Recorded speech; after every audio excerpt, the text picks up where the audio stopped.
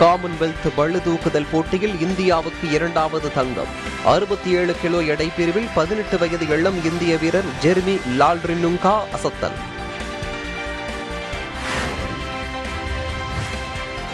Olympiad தொடர் 3வது சுற்றில் இந்தியாவின் அனைத்து அணிகளும் வெற்றி. ஒரு வீரர் கூட தோல்வியடையாமல் வெற்றி நடைபோடும் இந்திய அணி.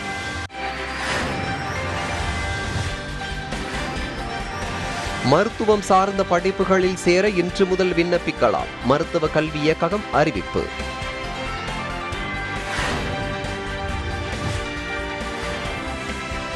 என்ஜின் கோளாறு காரணமாக கடலில் தத்தளித்த தமிழக மீனவர்கள். உணவு கொடுத்து உபசரித்து வழி அனுப்பி வைத்த இலங்கை கடற்படை.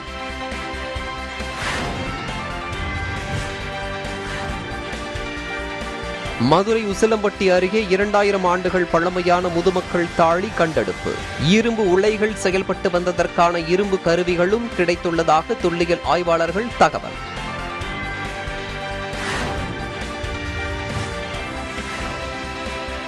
ஆடிப்பெருக்கையொட்டி ஈரோடு கோபிச்செட்டிப்பாளையத்தில் வாழைத்தார்கள் விற்பனை அமோகம்.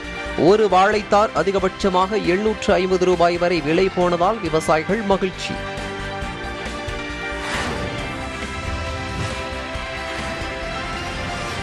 விடுமுறையை ஒட்டி பத்மநாபபுரம் அரண்மனையை காண குவிந்த சுற்றுலா பயணிகள். பழங்கால கட்டடங்களை பார்த்து ரசித்து சென்ற மக்கள் கூட்டம்.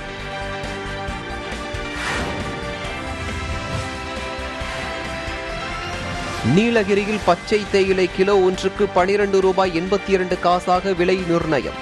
தேயிலை வாரியம் அறிவிப்பு.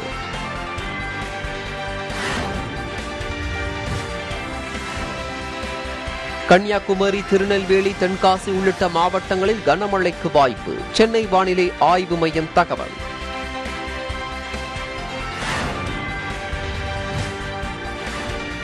தொடர் மழையால் நாமக்கல், கொல்லிமலை அருவிகளில் ஆர்ப்பரித்து கொட்டும் தண்ணீர். நீர்வரத்து குறையும் வரை சுற்றுலா பயணிகள் அருவிகளில் குளிக்க தடை.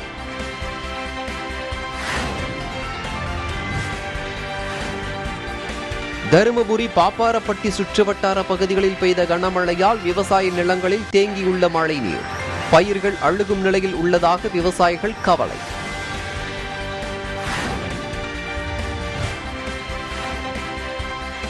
சேலம் மாவட்டத்தில் பெய்த கனமழையால் தலைவாசல் பகுதியில் வாழை மரங்கள் முறிந்து சேதம். பாதிப்புகளை ஆய்வு செய்து உரிய இழப்பீடு வழங்க விவசாயிகள் கோரிக்கை.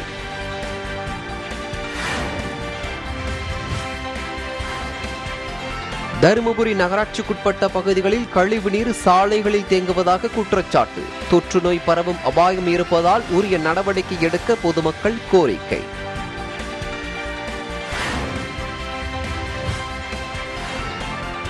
கோவையில் 20 கிலோ கஞ்சா சாக்லேட்டுகளை பறிமுதல் செய்த காவல்துறையினர். பள்ளி, கல்லூரி மாணவர்களை குறிவைத்து விற்கப்படுவதாக தகவல்.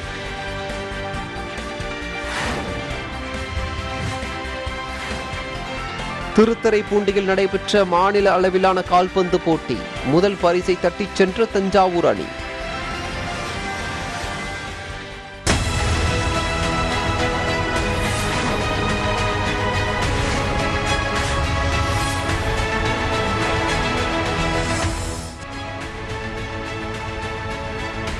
இந்தியாவில் சட்ட உதவிகள் கிடைக்காமல் 76% பேர் விசாரணை கைதிகளாக சிறையில் இருப்பதாக தேசிய சட்டப்பணிகள் ஆணையக்குழு கூட்டத்தில் பிரதமர் மோடி பேசியுள்ளார்.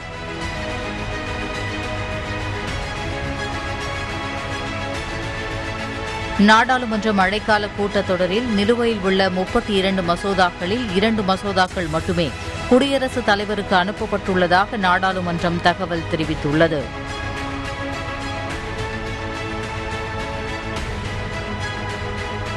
நில மோசடி வழக்கில் சிவசேனா தலைவர் சஞ்சய் ராவத்தை அமலாக்கத்துறையினர் கைது செய்துள்ளதாக தகவல் வெளியாகியுள்ளது.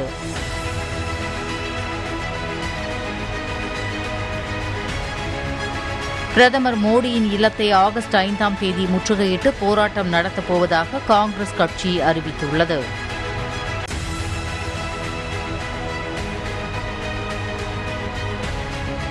ஜி அலைக்கற்றை ஏலத்தின் 6ஆம் நாள் முடிவில் ஏலத்தொகை 1.50 லட்சம் கோடியை தாண்டியது.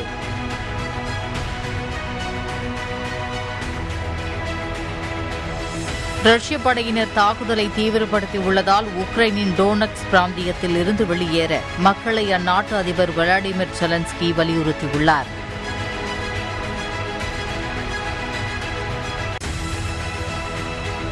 இலங்கை அரசுக்கு உள்ள கடன்களை அடைப்பதற்கான வழிகளை கண்டறிய அரசியல் கட்சிகளுக்கு அந்நாட்டு அதிபர் ரணில் விக்ரமசிங்கே வலியுறுத்தியுள்ளார்.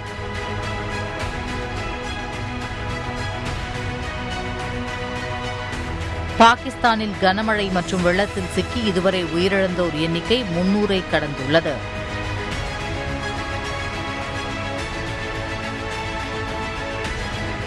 பொருளாதார நெருக்கடியை தீர்க்க தேவையான நிதியை விடுவிக்க உதவ வேண்டுமென அமெரிக்காவிடம் பாகிஸ்தான் கோரிக்கை விடுத்துள்ளது.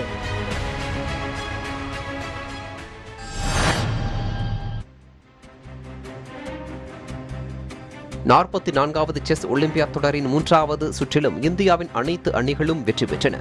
இந்திய ஓபன் ஏ அணி கிரீஸ் அணிக்கு எதிரான போட்டியில் 3-1 என்ற புள்ளி கணக்கில் இந்தியா வெற்றி பெற்றது. இந்திய ஓபன் பி அணிக்கும் சுவிட்சர்லாந்து அணிக்கும் இடையிலான போட்டியில் 4-0 என்ற புள்ளி கணக்கில் இந்தியா அபார வெற்றி பெற்றது. இதேபோல் இந்திய ஓபன் சி அணி ஐஸ்லாந்து அணியை 3-1 என்ற புள்ளி கணக்கில் வீழ்த்தியது. இந்திய மகளிர் ஏ அணி இங்கிலாந்து அணியை 3-1 என்ற கணக்கில் வீழ்த்தி வெற்றி பெற்றது. இந்திய மகளிர் 3வது அணியும் ஆஸ்திரேலிய அணியும் மோதிக்கொண்ட ஆட்டங்களில் இந்திய அணி 2.5 புள்ளிகள் பெற்று வெற்றி பெற்றுள்ளது.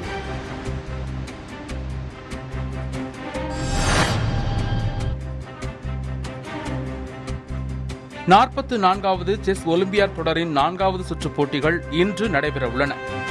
4வது சுற்றை பொறுத்தவரை ஓபன் பிரிவில் உள்ள இந்திய ஏ அணியை பிரான்ஸ் அணியும், இந்திய பி அணியும் இந்திய சி அணியும் ஸ்பெயின் அணியை எதிர்கொள்கின்றன.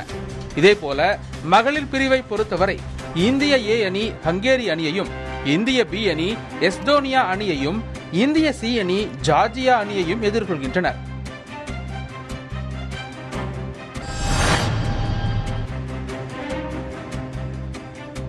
வணிக பயன்பாட்டிற்கான சிலிண்டர் விலை 36 ரூபாய் 50 பைசா குறைக்கப்பட்டுள்ளது. சென்ற மாதம் 2177 ரூபாய் 50 பைசாவுக்கு விற்ற 19 கிலோ கொண்ட வணிக சிலிண்டர் தற்போது 2141 ரூபாயாக விலை குறைக்கப்பட்டுள்ளது. அதே நேரம் வீட்டு உபயோக சிலிண்டரின் விலையில் எந்த மாற்றமும் இல்லை என தெரிவிக்கப்பட்டுள்ளது.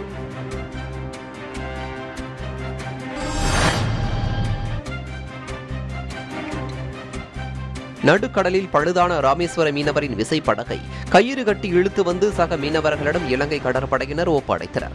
ராமேஸ்வரம் மீன்பிடி துறைமுகத்திலிருந்து சேகர் பாண்டியன் என்பவருக்கு சொந்தமான விசைப்படகில் 6 மீனவர்கள் மீன்பிடிக்க கடலுக்கு சென்றனர். நடுக்கடலில் மீன்பிடித்துக் கொண்டிருந்த போது படகின் என்ஜின் கோளாறு காரணமாக அதிலிருந்து மீனவர்கள் தவித்துள்ளனர். தொடர்ந்து காற்றின் வேகத்தால் பழுதான விசைப்படகு இலங்கை கடல் பகுதியான மன்னாருக்கு சென்றது.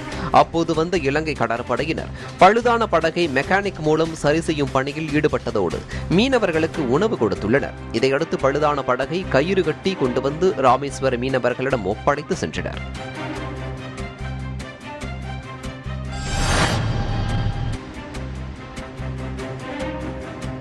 மருத்துவம் சார்ந்த படிப்புகளில் சேர இன்று முதல் விண்ணப்பிக்கலாம் என மருத்துவக் கல்வி இயக்ககம் அறிவிப்பு வெளியிட்டுள்ளது.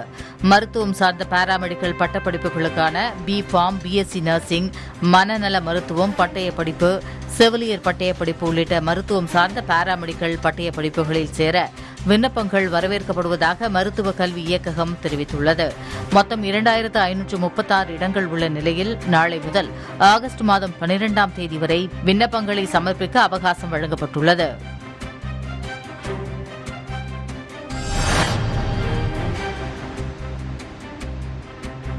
உசிலம்பட்டி அருகே 2000 ஆண்டுகள் பழமையான முதுமக்கள் தாழி மற்றும் இரும்பு உலைகள் செயல்பட்டு வந்ததற்கான இரும்பு கருவிகளும் தொல்லியல் ஆய்வாளர்களால் கண்டுபிடிக்கப்பட்டுள்ளது. மதுரை மாவட்டம் உசிலம்பட்டி அருகே புத்தூர் மலை அடிவாரத்தில் உள்ள அயன்மேட்டுப்பட்டி கிராமத்தைச் சேர்ந்த ஆண்டிச்சாமி என்பவரது தோட்டத்தின் அருகில் வீடு கட்டுவதற்காக நிலத்தை சீர்படுத்தும் போது பழமையான முதுமக்கள் தாழிகள் கண்டறியப்பட்டது. மேலும் இரும்பு தயாரிப்பு சார்ந்த எச்சங்கள் இந்த பகுதியில் கிடைத்திருப்பதால் தொழில் வர்த்தகத்தில் சிறந்து விளங்கிய ஒரு பகுதியாக இந்த பகுதி விளங்கியதற்கான ஆதாரங்கள் கிடைத்துள்ளதாக தொல்லியல் ஆய்வாளர்கள் தெரிவித்துள்ளனர்.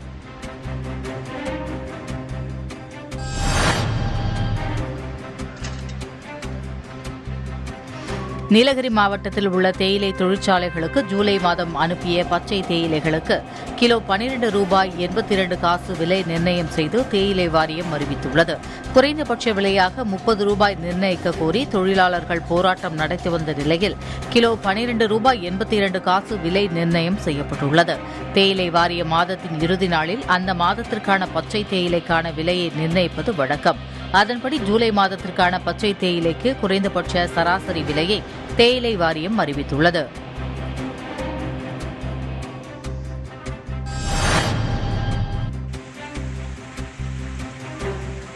ஆம்பூர் மற்றும் வாணியம்பாடி சுற்றுவட்டார பகுதிகளில் கனமழை பெய்தது. திருப்பத்தூர் மாவட்டம் ஆம்பூர் மற்றும் வாணியம்பாடி அதன் சுற்றுவட்டார கிராம பகுதிகளில் நேற்று கனமழை பெய்தது.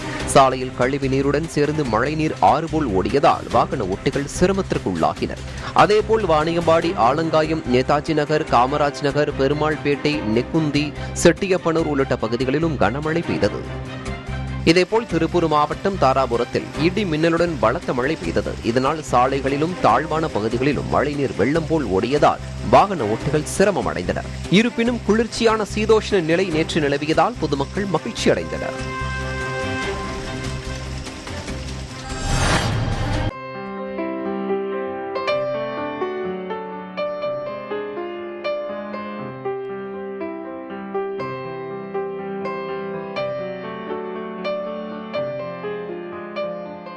செஸ் ஒலிம்பியாட் தொடரில் பாலஸ்தீனத்தில் இருந்து வந்துள்ள ராண்டா செடர் என்ற 8 வயது இளம் வீராங்கனை அனைவரின் கவனத்தையும் ஈர்த்துள்ளார். 44வது செஸ் ஒலிம்பியாட் போட்டிகள் நடைபெற்று வருகின்றன. 187 நாடுகளை சேர்ந்த 2000க்கும் அதிகமான வீரர்கள் பங்கேற்றுள்ள இந்த தொடரில் அனைவரையும் திரும்பி பார்க்க வைத்துள்ளார் ராண்டா செடர். மேற்காசிய நாடான பாலஸ்தீனத்தை சேர்ந்த 8 வயது சிறுமியான இவர் செஸ் ஒலிம்பியாட் போட்டியில் பங்கேற்கும் இளம் வீராங்கனை என்ற பெருமையை பெற்றுள்ளார். பாலஸ்தீனத்தில் சமீபத்தில் நடைபெற்ற மகளிர் சாம்பியன்ஷிப் போட்டியில் 2வது இடத்தை பிடித்ததை தொடர்ந்து செஸ் ஒலிம்பியாட் அணிக்கு ராண்டா செடர் தேர்வு செய்யப்பட்டுள்ளார். நேற்று நடைபெற்ற போட்டியின் போது தனது அணியை சிறுமி ராண்டா தவறவிட்டுள்ளார். நட்சத்திர விடுதியில் சுற்றித் திரிந்த ராண்டாவை பெண் தன்னார்வலர் ஒருவர் அவரது அணியினருடன் அழைத்து சென்று விட்டுள்ளார். சக வீராங்கனைகளை பார்த்தவுடன் ராண்டா துள்ளி சென்று அவர்களை ஆறத் தழுவினார். இது அங்கிருந்தோரை நெகிழ்ச்சியடைய வைத்தது. மௌன போராக நடைபெறும் சதுரங்க விளையாட்டை பாலஸ்தீனத்தில் துப்பாக்கி மற்றும் பீரங்கி சத்தத்திற்கு இடையே விளையாடி பயிற்சி எடுத்து தன் நாட்டிற்கு பெருமை சேர்க்க இந்தியா வந்துள்ள சிறுமி ராண்டா சாடர் அனைவருக்கும் ஒரு சிறந்த முன்னுதாரணமாக திகழ்கிறார் என்பதில் ஐயமில்லை.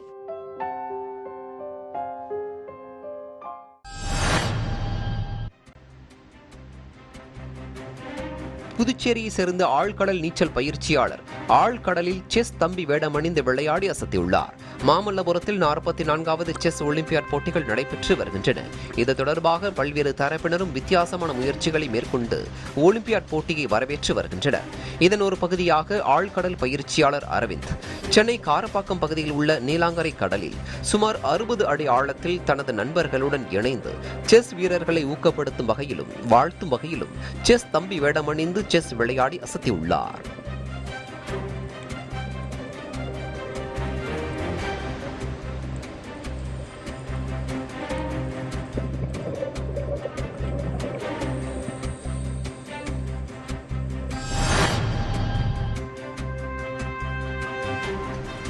செஸ் ஒலிம்பியாட் போட்டி குறித்து விழிப்புணர்வு ஏற்படுத்தும் வகையில் மாநிலம் முழுவதும் பள்ளி மாணவர்களிடையே போட்டிகள் நடத்தப்பட்டன.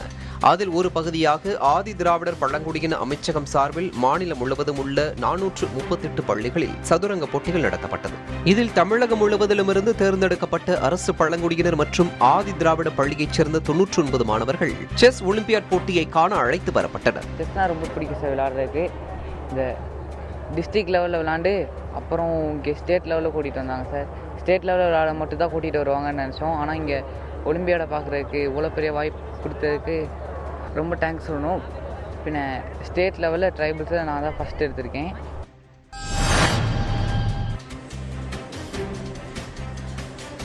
சென்னை அடுத்த தாம்பரத்தில் தனியார் கல்லூரியில் ஆதி திராவிடர் மற்றும் பழங்குடியினர் பள்ளி மாணவர்களிடையே செஸ் போட்டி நடத்தப்பட்டது.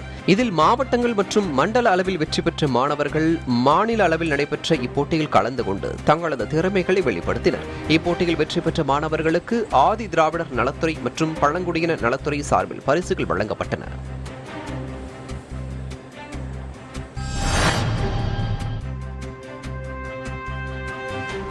திருவாரூர் மாவட்டம் திருத்துறைப்பூண்டி நகரில் ஸ்வாட் கால்பந்து கழகம் சார்பில் மாநில அளவிலான கால்பந்து போட்டி நடைபெற்றது. தமிழகம் மற்றும் புதுச்சேரியிலிருந்து 36 அணிகள் பங்கேற்ற இப்போட்டியில் தஞ்சையை சேர்ந்த அணிகள் முதல் 2 இடங்கள் வென்று தலா 15,000 மற்றும் 12,500 ரூபாய் ரொக்க பரிசுகள் வென்றன. தொடர்ந்து திருவாரூர் மாவட்ட அணி 3வது இடமும் கடலூர் அணி 4வது இடமும் பெற்று ரொக்க பரிசுகளை வென்றன.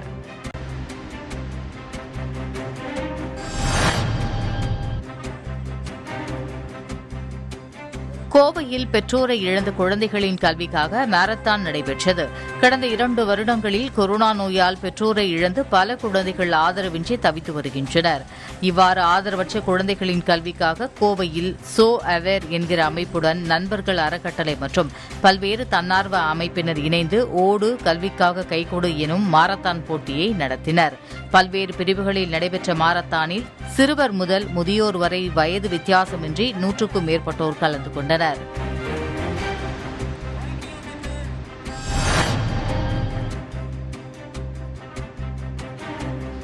கோபிச்செட்டிப்பாளையத்தில் நடைபெற்ற வாழைத்தார் ஏலத்தில் அதிக விலைக்கு விற்பனையானதால் விவசாயிகள் மகிழ்ச்சியடைந்தனர்.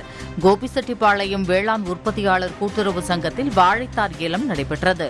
4,800க்கும் மேற்பட்ட வாழைத்தார்கள் விற்பனைக்கு கொண்டுவரப்பட்டன. திருப்பூர், கோவை, பழனி உள்ளிட்ட மாவட்டங்களைச் சேர்ந்த வியாபாரிகள் கலந்து கொண்டு வருகிற 3ஆம் தேதி ஆடிப்பெருக்கு என்பதால் வாழைத்தார்களை போட்டி போட்டுக்கொண்டு ஏலத்தில் எடுத்தனர். இதில் பூவன், தேன் வாழை, செவ்வாழைத்தார்கள் ஒன்று அதிகபட்சமாக 710 ரூபாய் முதல் 750 ரூபாய் வரை விற்பனையானது. எதிர்பார்த்த அளவை விட 4,800 வாழைத்தார்கள் 10,80,000க்கு விற்பனையானதால் விவசாயிகள் மகிழ்ச்சியடைந்தனர்.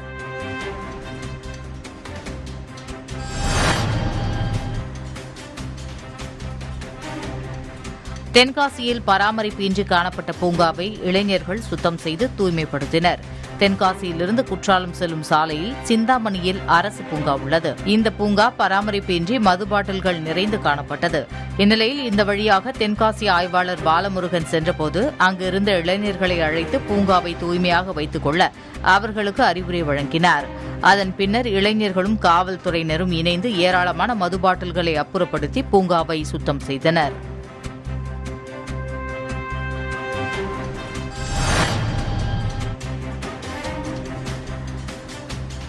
நாமக்கல் மாவட்டம் கொல்லிமலையில் தொடர் மழை காரணமாக நம்ம அருவி, மாசிலா அருவி, ஆகாயகங்கை உள்ளிட்ட அருவிகளில் நீர்வரத்து குறையும் வரை சுற்றுலா பயணிகள் அருகில் செல்லவோ குளிக்கவோ தடை விதித்து நாமக்கல் ஆட்சியர் உத்தரவிட்டுள்ளார்.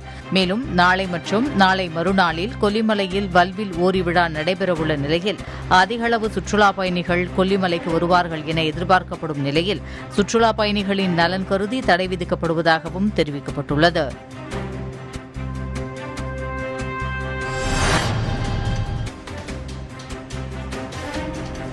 சேலம் மாவட்டம் தலைவாசல் மற்றும் அதன் சுற்றுவட்டார பகுதிகளான புத்தூர், ஊனத்தூர் உள்ளிட்ட பகுதிகளில் பெய்த கனமழையால் 100க்கும் மேற்பட்ட வாழை மரங்கள் முறிந்து விழுந்தன.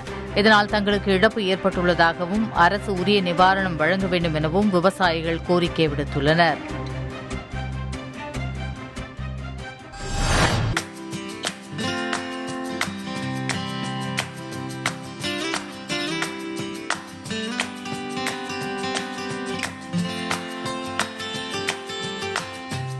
செஸ் ஒலிம்பியாட் போட்டிகள் நடைபெற்று வரும் நட்சத்திர விடுதியில் தன்னார்வலர்களாக பணியாற்றி வரும் செஸ் வீரர்கள் அனைவரின் கவனத்தையும் ஈர்த்துள்ளனர்.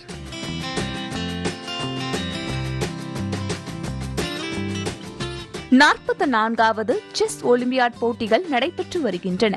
போட்டிகள் நடைபெறும் பூஞ்சேரி நட்சத்திர விடுதியில் இதற்கான ஏற்பாடுகளை கவனிக்க தன்னார்வலர்கள் பணியமர்த்தப்பட்டுள்ளனர்.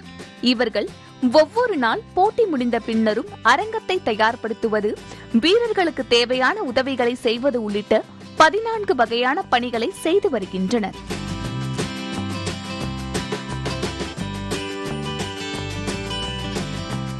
இந்த தன்னார்வ பணிக்காக 2 மாதங்களுக்கு முன்பே அகில இந்திய செஸ் கூட்டமைப்பு இதற்கான விண்ணப்பங்களை வெளியிட்டது. தன்னார்வலர்களாக பணியாற்ற செஸ் வீரர்களாகவும் பல மொழி அறிந்தவர்களாகவும் 30 வயதுக்குட்பட்டவர்களாகவும் இருக்க வேண்டும் என்ற விதிமுறைகள் வெளியிடப்பட்டன. இதற்கு 10,000 பேர் விண்ணப்பித்து இருந்த நிலையில் அதிலிருந்து 400 பேர் மட்டுமே தேர்ந்தெடுக்கப்பட்டனர். அதாவது மொத்தம் ஒரு 400 வாலண்டியர் அக்ராஸ் இந்தியா, திரிபுராலேருந்து, ஜம்முலேருந்து, ராஜஸ்தான்லேருந்து, எல்லா மாநிலத்திலேருந்தும் வந்திருக்காங்க. தமிழ்நாட்டிலேருந்து நிறையா இருக்காங்க. மகாராஷ்டிராலேருந்து 2 ஸ்டேட் தான் நிறையா வாலண்டியர்ஸ் கொடுத்துருக்காங்க.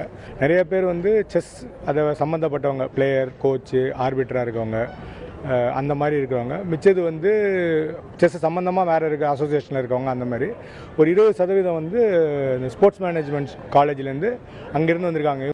இந்த செஸ் ஒலிம்பியாட் போட்டிகளுக்காக தாங்கள் செய்து வரும் பணிகள் என்ன என்பது குறித்து இளம் தன்னார்வலர்கள் செய்தியாளரிடம் பகிர்ந்து கொண்டனர். இப்போ எங்களோட வாலண்டியர்லேயே டிபார்ட்மெண்ட்ஸாக பிரிச்சிருக்காங்க. ஒன்று வென்யூ, ஒன்று டிரான்ஸ்போர்ட்டேஷன், அகாமடேஷன், இன்னொன்று காங்கிரஸ், ஃப்ரீடே காங்கிரஸும் நடக்குது, அது லீலா பேலஸில் நடக்குது. அது மாதிரி பிரிச்சிருக்காங்க. அதில் நீங்கள் அங்கேருந்து பிளேயர்ஸை கூட்டிகிட்டு வரணும்னா அதுக்கு டிரான்ஸ்போர்ட் டிபார்ட்மெண்ட் ஹெல்ப் பண்ணுவாங்க. அதுக்கு இப்போ ஸ்டார் ஹோட்டலில் அங்கேயாவது பிளேயர்ஸ் தங்கியிருக்காங்க, டெய்லியும் அவங்க வந்துட்டு போகணும். ஏன்னா மேட்ச் ஒரு ரவுண்ட் நடக்கும் டெய்லியும், மதியத்துலேருந்து ஒரு நைட் வரைக்கும் போகும் ரவுண்டு. அதுக்கு டிரான்ஸ்போர்ட் டிபார்ட்மெண்ட் ஹெல்ப் பண்ணுவாங்க. அதில் ஒரு 100 வாலண்டியருக்கு மேலே அதில் இருக்காங்க. ஒலிம்பியாட் போட்டியில் பங்கேற்பது ஒவ்வொரு செஸ் வீரரின் கனவாக இருக்கும் நிலையில் ஒலிம்பியாட் போட்டியில் பங்கேற்க இயலாவிட்டாலும் அதற்கு ஒரு பங்காளராக இருக்க வேண்டும் என்ற எண்ணத்துடன் தன்னார்வலர்களாக இருந்து அவர்கள் பணி செய்து வருவது அனைவரையும் திரும்பி பார்க்க வைத்துள்ளது.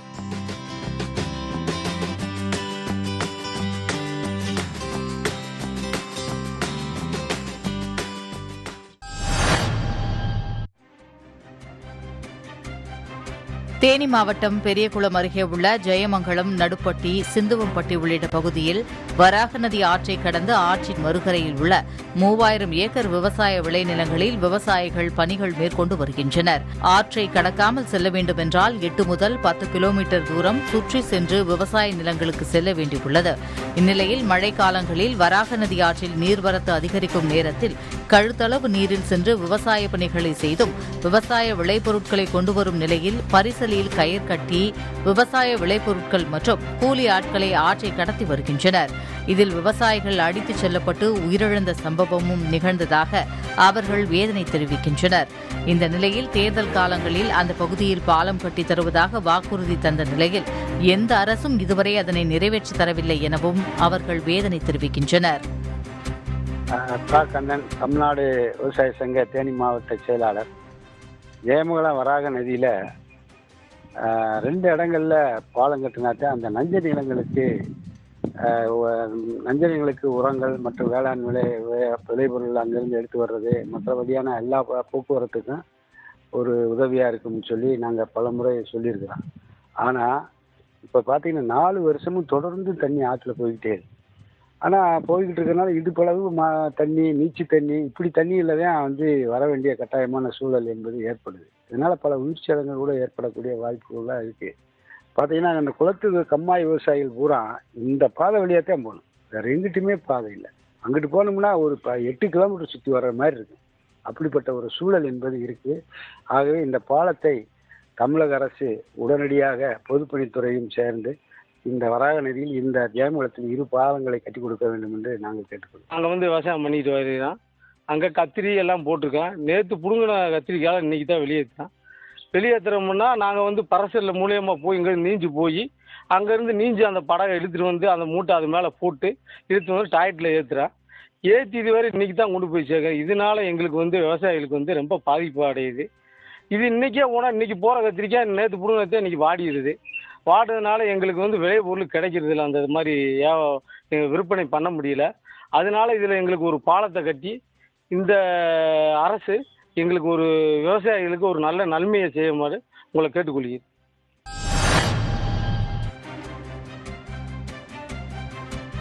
கோவையில் கல்லீரல் தொடர்பான நோய் குறித்த விழிப்புணர்வு வாக்கத்தான் நிகழ்ச்சி நடைபெற்றது. கல்லீரல் நோய் குறித்த விழிப்புணர்வை ஏற்படுத்தும் விதமாக கோவையில் KMCH மருத்துவமனை சார்பாக ஆரோக்கியமான கல்லீரல் மகிழ்ச்சியான வாழ்க்கை எனும் தலைப்பில் வாக்கத்தான் எனும் பேரணி நிகழ்ச்சி நடைபெற்றது. இந்த பேரணியை கோவை மாநகர காவல்துறை ஆணையர் பாலகிருஷ்ணன் துவக்கி வைத்தார். இதில் கல்லீரல் நோயால் ஏற்படக்கூடிய பாதிப்புகள், நோய் வராமல் தற்காத்துக் கொள்வது குறித்து விழிப்புணர்வு ஏற்படுத்தியபடி ஏராளமானோர் கலந்து கொண்டு பேரணியாக சென்றனர்.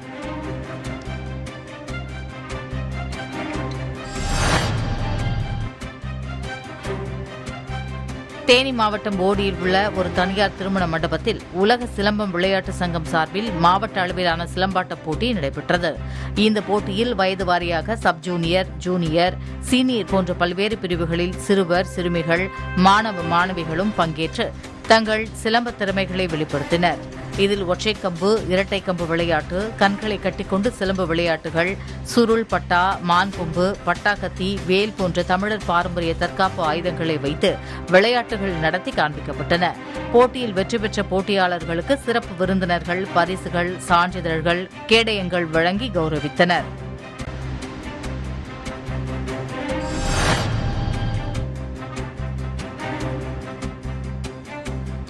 கன்னியாகுமரியில் பத்மநாபபுரம் அரண்மனையை காண ஏராளமான சுற்றுலா பயணிகள் குவிந்தனர்.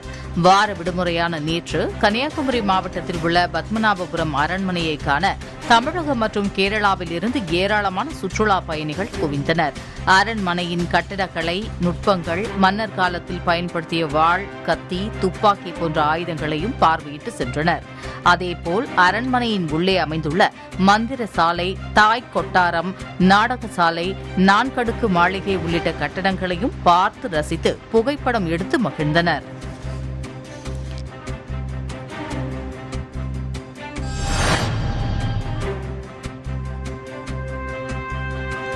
கோவையில் மாணவர்களை குறிவைத்து கஞ்சா சாக்லேட்டுகள் விற்பனை அதிகரித்துள்ளன.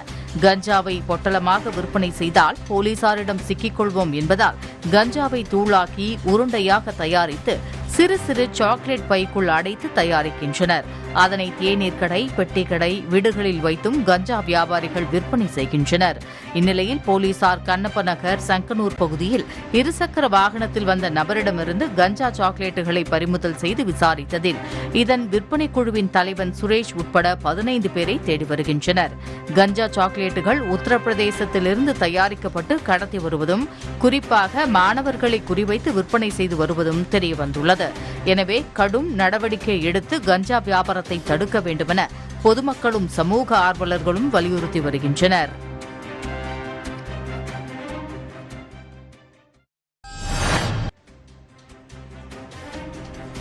பெரியகுளம் அருகே எலிவால் அருவியில் தண்ணீர் ஆர்ப்பரித்து கொட்டுகிறது. கடந்த 5 நாட்களாக மேற்கு தொடர்ச்சி மலைப்பகுதிகளான பெருமாள் மலை, பாலமலை, வடகரைப்பாறை உள்ளிட்ட பகுதிகளில் கனமழை பெய்தது. இதன் காரணமாக தேனி மாவட்டம் பெரியகுளம் அருகே மஞ்சளாறு அணையின் முக்கிய நீர் ஆதாரமாக விளங்கும் எலிவால் அருவியில் நீர் ஆர்ப்பரித்து கொட்டி வருகிறது. இதனால் கொடைக்கானல் செல்லும் சுற்றுலா பயணிகள் வாகனங்களை நிறுத்தி எலிவால் அருவியை கண்டு புகைப்படம் எடுத்து செல்கின்றனர்.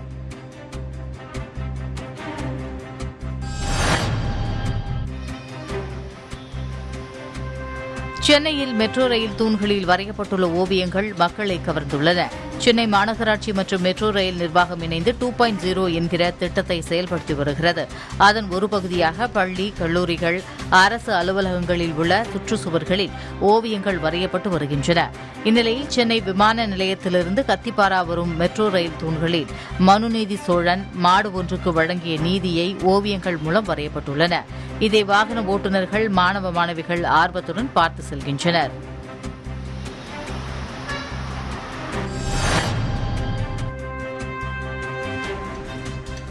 மதுரை மீனாட்சிபுரம் கண்மாய்க்கரை பகுதியில் இருந்த மற்ற ஆலமரங்கள் பட்டுப்போன நிலையில் ஒரே ஒரு ஆலமரமானது நூற்றாண்டை கடந்தும் இன்றும் இருந்து வருகிறது.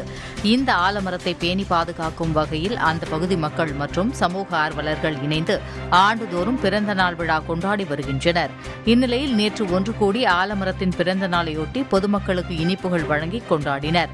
மரங்களின் தேவை குறித்து வருங்கால சந்ததியினருக்கு உணர்த்தும் வகையில் இதுபோன்ற பிறந்த நாள் கொண்டாடியதாக அவர்கள் தெரிவித்தனர்.